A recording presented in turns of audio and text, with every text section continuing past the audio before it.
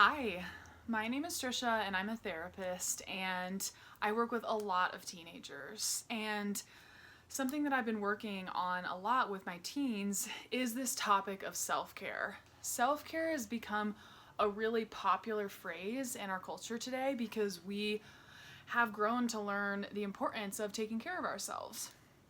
But I've found lately that sometimes we equate self-care to be kind of treat yourself, i.e. do whatever you want.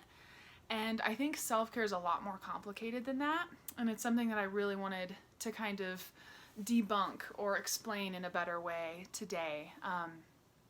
Like I said, self-care can at times be getting the latte that you want or like to get, or it can be not going to a class that you don't feel like because you're feeling under the weather or something like that. But sometimes self-care is actually doing the hard thing, which is having a difficult conversation with a family member or friend more than just forgetting about it and going on social media and saying something really vague in a post. It could be having the courage to make a lifestyle change with substance use or behaviors that you pursue with friends that you just wonder aren't really benefiting you or serving you in a good way anymore.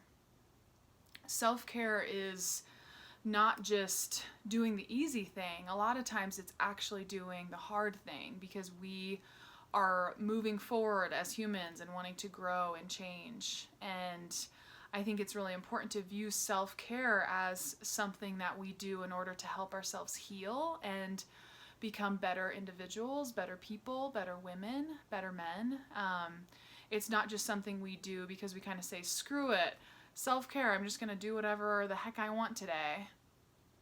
It's oftentimes, what do I actually need to pursue goodness and health in my life? And sometimes that means choosing water instead of alcohol when you're out with friends, or looking to not procrastinate as much as you normally do because you find that it adds to your stress so much. Self-care is something that I think we all have to pursue, just like we kind of take our cars to get oil changes and kind of waste time out of our day to do something that doesn't necessarily feel fun or feel easy or life-giving, but is necessary to make sure our cars are running properly. Like, self-care is similar in that we're kind of oiling the machines of our hearts and minds and bodies so that we can live life well and have great life-giving relationships.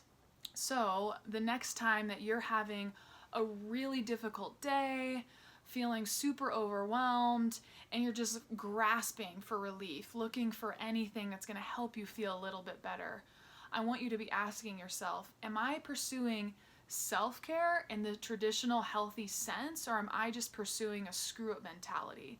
Because we don't want to have that screw it, I'm just going to inappropriately use substances or do something that's actually not healthy for me. That's not the mentality that we want to pursue, right? We want to be able to ask ourselves in moments of stress, what do I need that's going to help me to really be okay and heal from this stress? And that might mean having the hard conversation. It might mean doing something we don't totally enjoy.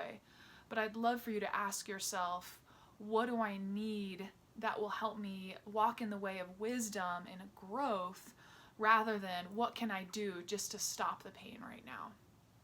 I think that's really what self-care is. So thanks for listening, and I hope that you learned a little bit more about what self-care means.